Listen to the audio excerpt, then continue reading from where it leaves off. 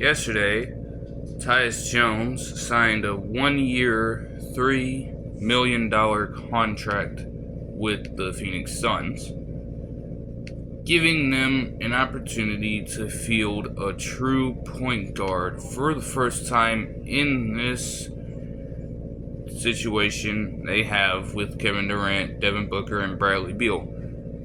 The biggest takeaway here is that somebody from one of those three is gonna have to come off the bench, and it ain't gonna be Kevin Durant or Devin Booker. Bradley Beal, his ego probably won't let him do it, and granted, his ego didn't let him accept that he was going to get swept in the first round against the Minnesota Timberwolves.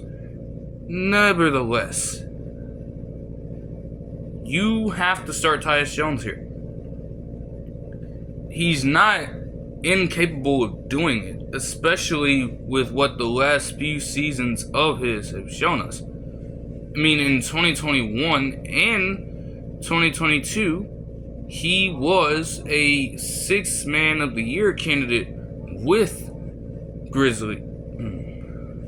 In both 2021 and 2022, he showed promise with the Grizzlies in spot starts for Ja Morant whenever he was injured or suspended.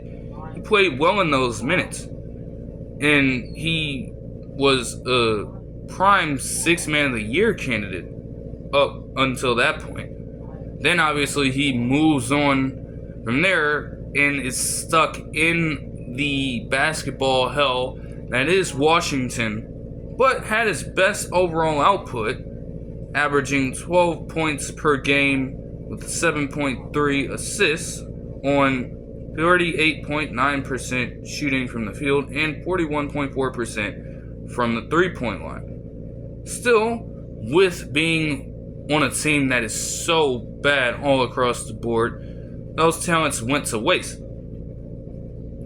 On both sides, it is a major win. No doubt about it. I mean, the Suns can't be in any worse of a situation than the Wizards are at this point, right? And at the very least, even if they're going to be stuck in a spot where they can't improve, the talent they already possess is at least good enough to consistently win games and contend for the playoffs, if nothing else. So it could really help Tyus Jones assert himself as one of the more underrated point guard prospects out there. And certainly with him being a free agent next year, could help him improve his stock if need be. As for the Suns, again, they finally have one. Tyus Jones is the best available option for you. You can't try to go out and get a major household name like you would typically try to do if you had a little bit more room in your salary cap to make that happen. But for what it's worth, and for what you could do in this specific situation, Tyus Jones is the ideal candidate to take up this kind of start for you. No question.